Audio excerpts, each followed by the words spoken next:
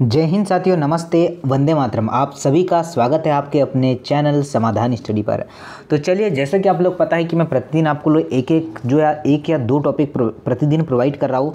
तो आज मैं कार्बन से रिलेटेड काफ़ी जो क्वेश्चन 25 प्लस क्वेश्चन करवाऊँगा, विथ आपको इसके साथ फैक्ट भी मिलेंगे। ठीक है, क्वेश्चन तो मिलेंगे, साथ इसमें फैक्ट भी मिलेंगे। तो कार्बन से रिलेटेड अगर क्वेश्चन कोई एग्जाम में आता है तो आप लोग इस टॉपिक का पढ़कर जो है अच्छे से मार्क्स ला पाएंगे। देखिए, पहला क्वेश्चन देखिए क्या बोला है। हीरे के कार्बन परमाणु में बाहरी कोष में मुक्त इलेक्ट्रॉनों की संख्या कितनी होती है? तो नोट करिएगा, कितनी होती है? 0 होती है। आपका राइट आंसर बन जाएगा ऑप्शन नंबर ए। हीरा एक क्या है? कार्बन का अपरूप होता है। और ये कैसा होता है? एक पारदर्शी रत्न होता है। कैसा होता है? पारदर्शी होता है हीरा। यह जो है रासायनिक रूप से कार्बन का शुद्धतम रूप होता है। और हीरे में सभी कार्बन परमाणु जो है बहुत ही शक्तिशाली संयोजन बंध द्वारा जुड़े होते हैं। ठीक है, इसलिए सबसे कठोर होता है। कार्बन का एक अपरूप नहीं है। तो कार्बन डाइऑक्साइड तो सर जी गैस होती है, ये तो है नहीं। फ्लोरीन भी है, हीरा ही और ग्रेफाइट भी है। चलिए आगे आते हैं। हीरा क्या होता है? हीरे के बारे में कुछ फैक्ट जान लेते हैं।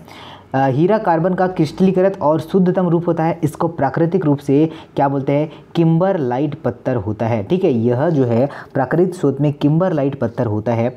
ग्रेफाइट का उपयोग की बात करें तो शुष्क सेल में या फिर आपके विद्युत अपघटन क्रियाओं में, पेंसिल में आपका यूज़ करते हैं। और आपके जो है शुष्क बर्फ में भी इसका यूज़ करते हैं। चलिए आगे आते हैं। देखिए, नेक्स्ट क्वेश्चन है कि निम्नलिखित में से कौन सा अब तक ज्ञात जो है कठोरतम पदार्थ है? तो कौन सा है बच्चा? हीरा होगा क्या इस क्वेश्चन का राइट आंसर? ठीक है, क्या होगा? हीरा इस क्वेश्चन का राइट आंसर होगा। डायमंड इस क्वेश्चन का राइट आंसर है। और हर बच्चा इस क्वेश्चन को कर पाया। सबसे कठोर क्या है? तो आपका यही इसका राइट आंसर होगा। खालिस्तान आग को बुझाता है। आग को बुझाता कौन है? तो नोट करेगा साथियों, कार्बन डाइऑक्साइड। क्या होगा? आग को बुझाती है कार्बन डाइऑक्साइड। तो देखिए, कार्बन डाइऑक्साइड आग बुझाने के लिए क्या आता है? सोडियम जो है कार्बोनेट के स्रोत पर जो है तंतु सल्फ्यूरिक अम्ल की प्रतिक्रिया जो है कारक कार्बन डाइऑक्साइड गैस तैयार की जाती है। यह आपको ध्यान रखना है।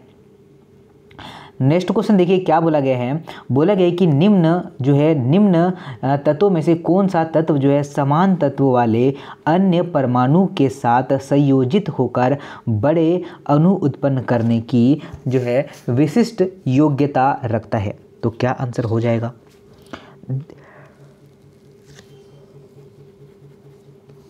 तो कार्बन आपका बिल्कुल राइट आंसर है। ठीक है, कार्बन।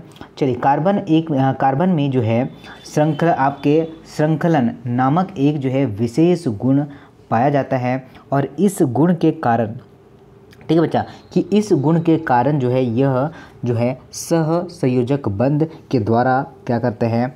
समान जो है परमाणु के साथ जो है यह जो आपस में जुड़कर एक लंबी श्रृंखला बनाता है।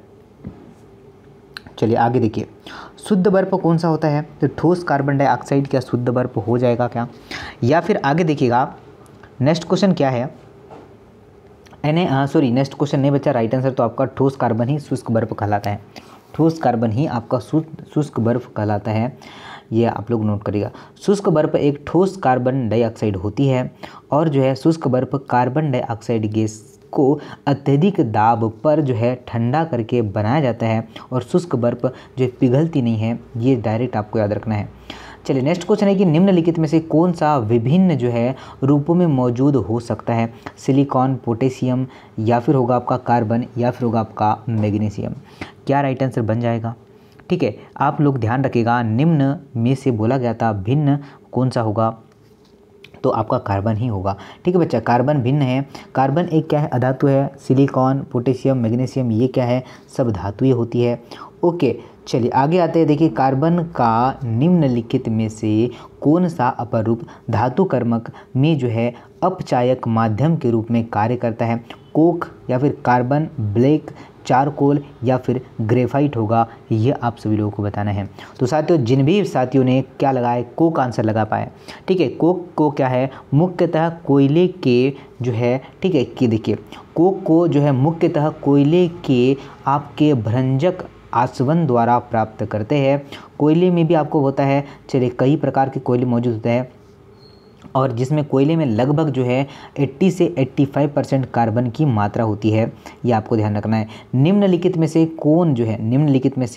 कौन सा कार्बन का संयुक्त रूप नहीं है? आपका होगा चाक, या फिर आपका होगा मार्बल, हीरा, या फिर आपका डोलोमाइट। क्या राइट आंसर हो जाएगा? साथियों नोट करना है, अगर आपने हीरा आंसर लगाया, अगर आपने डायमंड आंसर लगाया, बिल्कुल सही है। डायमंड का रासायनिक रूप से कार्बन का सबसे शुद्धतम रूप होता है, मैंने बता चुका है। कार्बन का एक रूप नहीं है। चलिए, हीरा है, सिलिकॉन है, फ्लोरीन है, या फिर आपका ग्राफीन है। तो सिलिकॉन है क्या बच्चा? बताइए। चलिए, क्या हर बच्चा इस क्वेश्चन को बना पाए क्या? ठीक है, सिलिकॉन यहाँ पर नहीं होगा। हीरा, फ्लोरीन, ग्रीफ आपका, चलिए ग्राफीन, ये कार्बन के अपरूप होते हैं।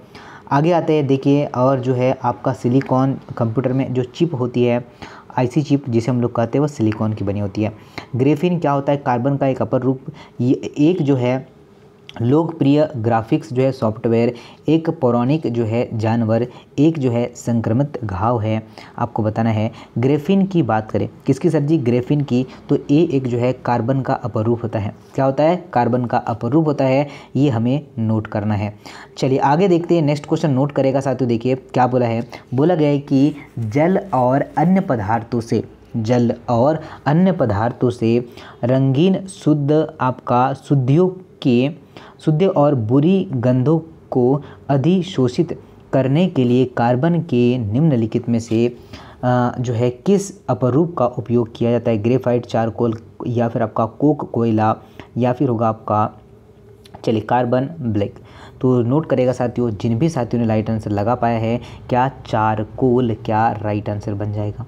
ठीक है, लकड़ी का कोयला या फिर आपका कास्ट कोयले को जो है चारकोल कहा जाता है, और यह काला भूरा और जो है साथ में ही आपका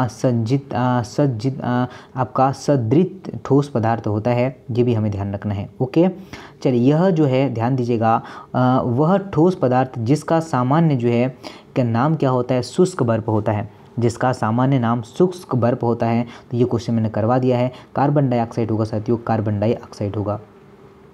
नेक्स्ट क्वेश्चन नोट करना, देखिए बोला गया है कि एक डायमंड में प्रत्येक कार्बन परमाणु खाली स्थान से बंधे होते हैं। 5 अन्य कार्बन परमाणुओं से, 3 अन्य कार्बन परमाणुओं से, 2 अन्य कार्बन परमाणु से, या फिर जो है 4 अन्य कार्बन परमाणुओं से। नोट करिएगा साथियों, क्या आंसर बन पाएगा? क्या हर बच्चा 4 अन्य कार्बन परमाणुओं से आंसर लगा पाएगा? क्या डी आंसर इस क्वेश्चन का राइट आंसर होगा? आपको यह पता है। चलिए, कार्बन द्वारा मजबूत बंध की जो है गठन का एक कारण इसका आकार होता है विशाल, छोटा, बहुत बड़ा, या फिर मध्यस्थ होता है। तो नोट करेगा साथियों, छोटा होता है। क्या होता है? बिल्कुल छोटा होता है, लिटिल स्मॉल होता है। कार्बन द्वारा मजबूत बंध के गठन के कारण ही इसका छोटा आकार होता है, और रासायनिक तत्व का संकेत सी होता है। इसका रासायनिक संकेत सी होता है, और कार्बन का परमाणु संख्या कितना होता है? 6 होता है। चलिए, ये तो बेसिक जानकारी है, आपको पता होना चाहिए। चलिए आगे आते हैं, देखिए नेक्स्ट क्वेश्चन देखते हैं क्या है।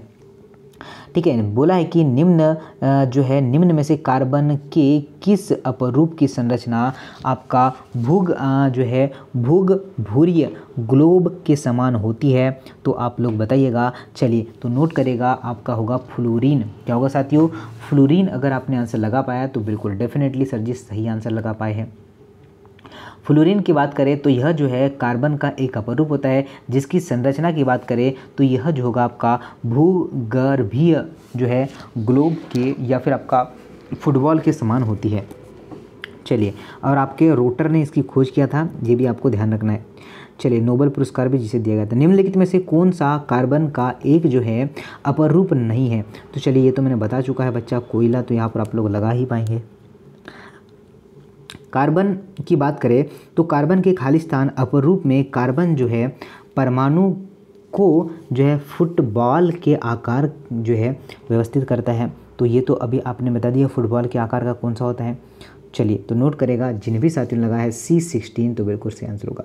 ठीक है, चलिए सी आंसर बिल्कुल बेस्ट होगा। फ्लोरीन की बात करें तो कार्बन का एक अपरूप होता है। चलिए, ये तो मैंने सारा आपको बता दिया है। आगे देखिए, नोट करना, नेक्स्ट क्वेश्चन क्या है कि एक जो आपका एलिमेंट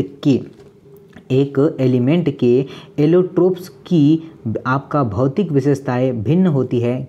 क्योंकि वे उनके इलेक्ट्रॉन की संख्या भिन्न होती है। आपका बॉन्ड भिन्न जो है प्रकार के होते हैं, न्यूट्रॉन की संख्या भिन्न होती है, या फिर परमाणु की जो आपकी संरचना भिन्न होती है। तो बताइएगा आंसर क्या बनेगा। नोट करिएगा साथियों क्या आंसर बन जाएगा। राइट आंसर बन जाएगा कि परमाणुओं की संरचना भिन्न होती है। राइट आंसर डी होगा, ये आपको ध्यान रखना है। सीसा पेंसिल में शीशे का प्रतिशत कितना होता है? तो सीसा पेंसिल में शीशे का प्रतिशत क्या होता है? चलिए, आर्यभट्ट का अंडा मतलब 0 इस क्वेश्चन का राइट आंसर होगा। ओके, नेक्स्ट क्वेश्चन नोट करते हैं। बोला गया कि खालिस्तान में प्रत्येक कार्बन परमाणु एक ही तल में 3 अन्य कार्बन परमाणुओं से बंधे होते हैं, जो कि आपका षष्ठकोणीय व्यूह रचना प्रदर्शन करते हैं। प्रोपीन होगा, ग्रेफाइट होगा, हीरा होगा, बेंजीन होगा। क्या राइट आंसर होगा? तो साथियों जिन भी साथियों ने लगा पाया है ग्रेफाइट, तो बिल्कुल सत्य आंसर होगा। क्या होगा? ग्रेफाइट इस क्वेश्चन का राइट आंसर है। ग्रेफाइट में प्रत्येक कार्बन परमाणु एक ही तल में 3 अन्य कार्बन परमाणु से बंधे होते हैं। और इसकी संरचना की बात करें तो आपका षष्ठकोणीय इसकी संरचना होती है, आपका हेक्सागोन इसकी संरचना होती है। नोट करिएगा, ध्यान दीजिएगा। आगे आते हैं, देखिए बोला गया है कि खालिस्तान में प्रत्येक कार्बन परमाणु 4 अन्य कार्बन परमाणु से बंधे होते हैं, जो कि एक दृढ़ जो है त्रिक आयनिक संरचना का निर्माण करते हैं। तो क्या होगा साथियों, जिन भी साथी लगा पाए हैं डायमंड, इस क्वेश्चन का राइट आंसर होगा। हीरा में प्रत्येक कार्बन परमाणु में 4 अन्य कार्बन परमाणु मौजूद होते हैं। चलिए बता दिया। देखिए कार्बन का कौन सा अपरूप जो है आपका डियोडेसिक ग्लोब के रूप में होता है? फ्लोरीन, कार्बन, मोनो जो है, ट्यूब, हीरा, ग्रेफाइट। क्या आंसर बना पाएंगे? तो साथियों नोट करना है, जिन्होंने भी आंसर लगाया फ्लोरीन तो बिल्कुल सही होगा। फ्लोरीन नहीं है भाई साहब, ये ध्यान रखना। फ्लोरीन ही जो है कार्बन का एक क्रिस्टलीय अपरूप होता है, और इसके अणु कितने होते हैं? 16 होते हैं, और इनमें जो है सबसे अधिक जो है कार्बन परमाणु होते हैं। ये आपको ध्यान रखना है, ठीक है। चलिए, और ये जो होती है फुटबॉल जैसी संरचना होती है।